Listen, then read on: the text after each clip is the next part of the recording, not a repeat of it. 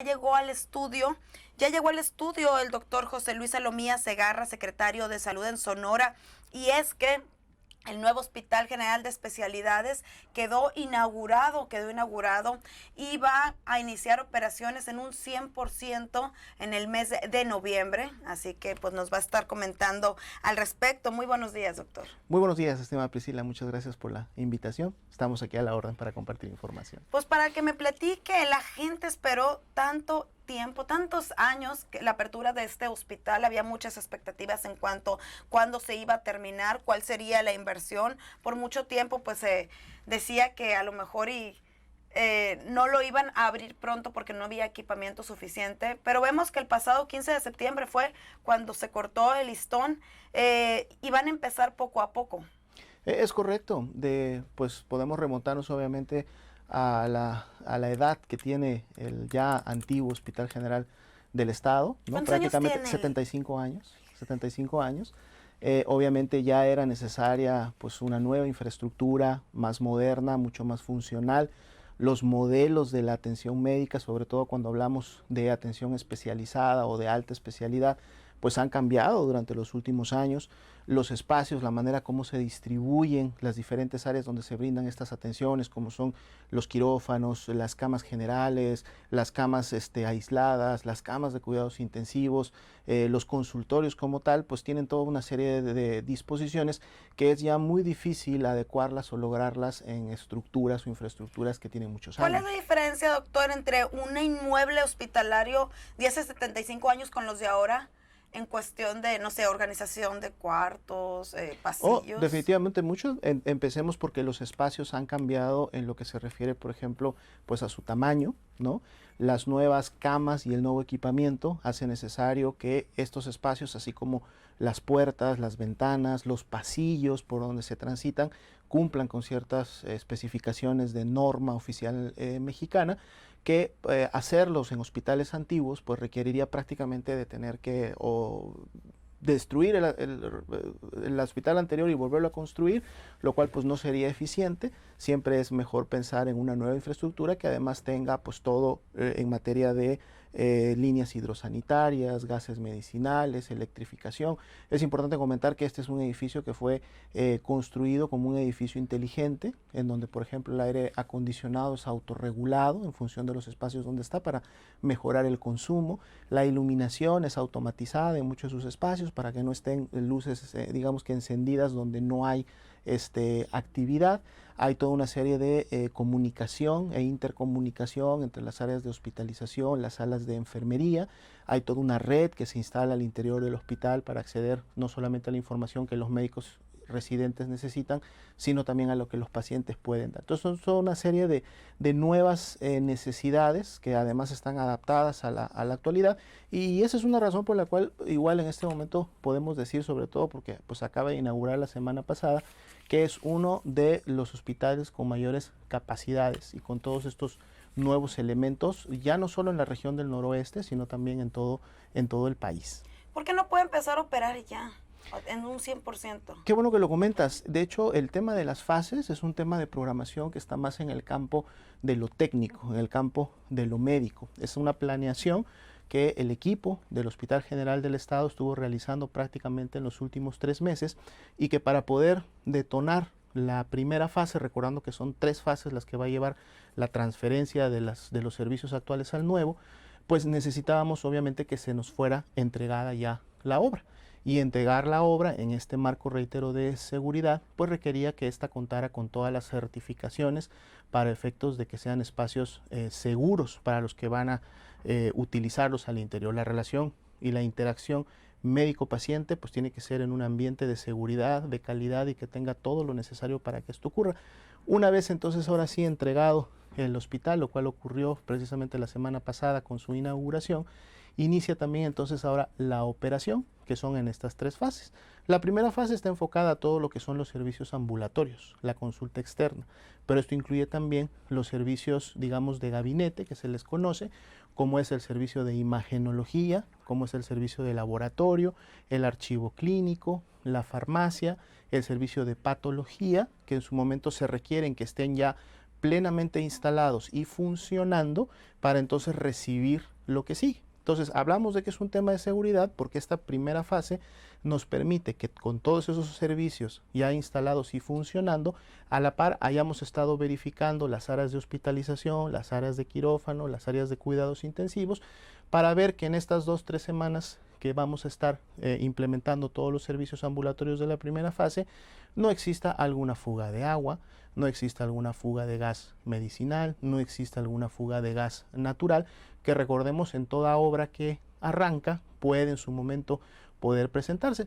Esperamos que no, en el sentido, reitero, que el hospital ha tenido todas las pruebas y certificaciones correspondientes, pero cuando se trata ya de internar personas, de trasladar al personal para que ya en el día a día y las 24 horas, 7 días a la semana esté al interior de la unidad, pues necesitamos tener esa seguridad. Por eso la fase 2 iniciará a mediados de octubre, en donde ya empezaremos activando los servicios de hospitalización y cirugía para a fines de noviembre ya terminar con las áreas de cuidados intensivos, cuidados intermedios, en las áreas de hemodiálisis y en su momento pues tener ya para fines de noviembre el hospital funcionando o transferido, vamos a decir, porque es la fase realmente es de transferencia del hospital antiguo al nuevo, ya completamente realizada. Pero van a contratar nuevos médicos. Es correcto.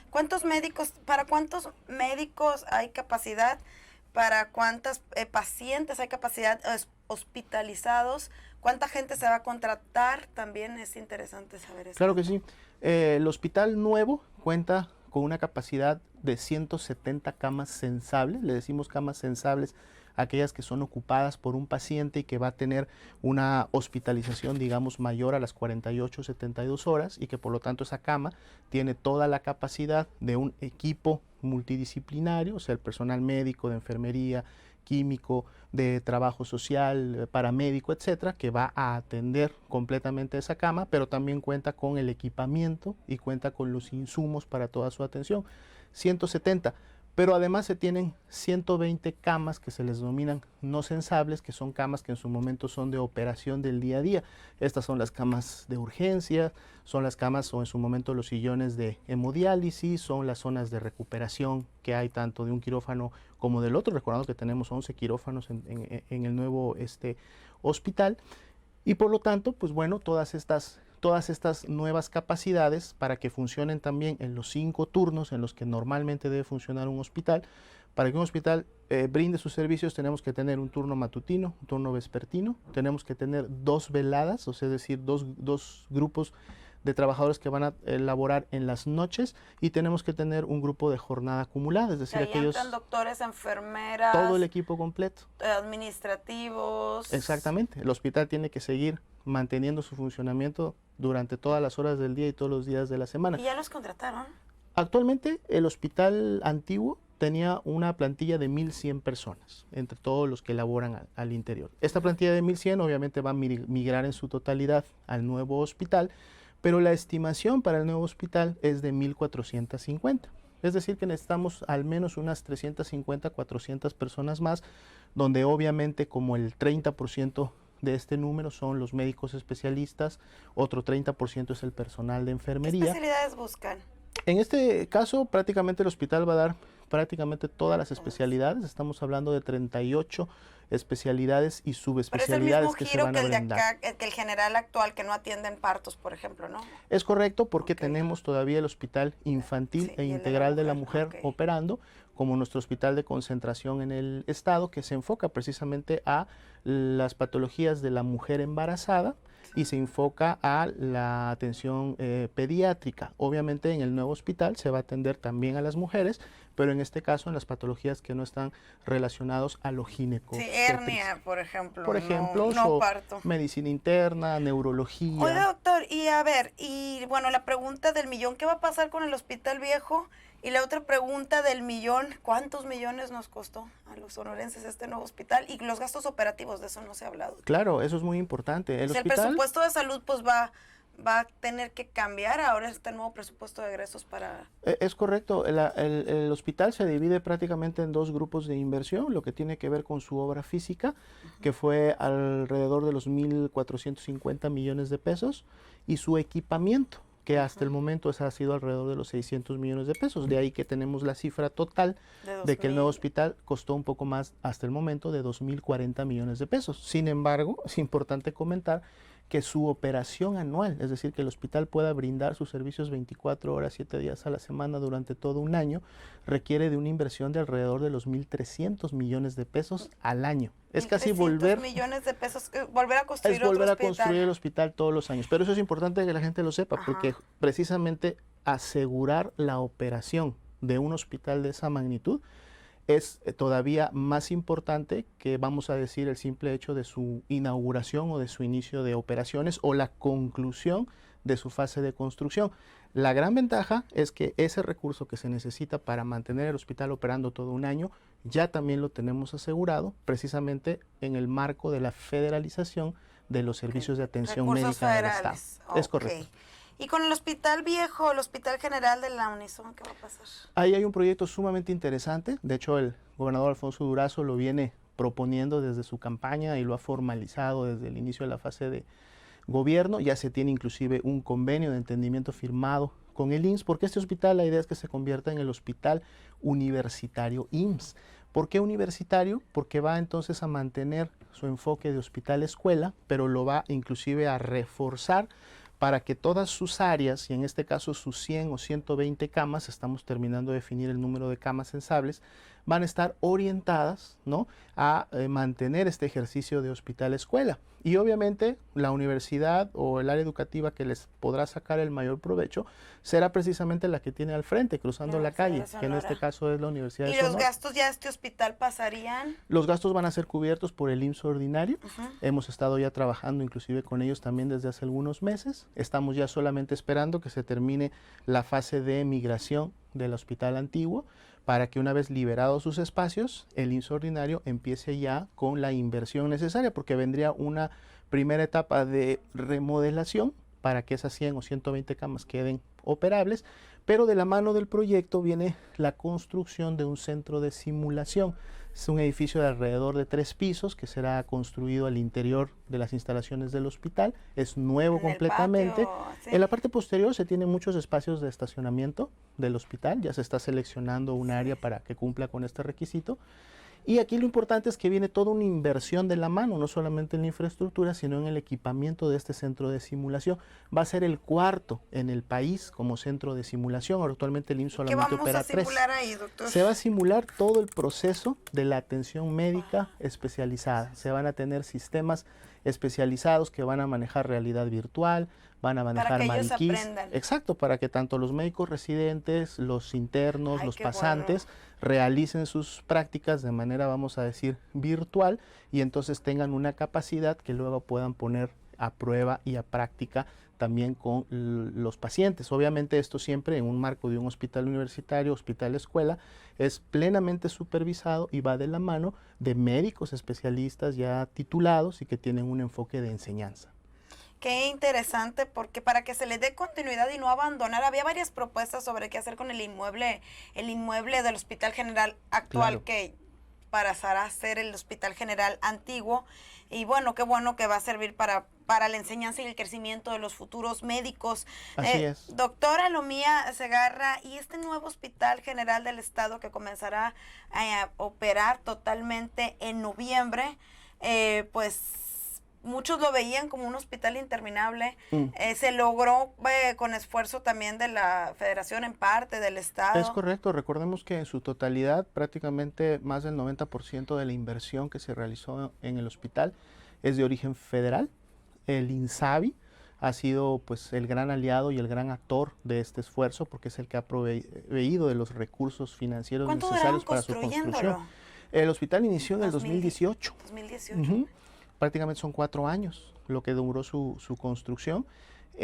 Nosotros durante este año, y digo nosotros porque siempre hicimos pues un equipo muy coordinado con la SIDUR, que era la encargada de poder terminar y entregarnos la obra, pero un tema, por ejemplo, que no se había abordado en los primeros 3 años era precisamente la conjunción con el enfoque médico.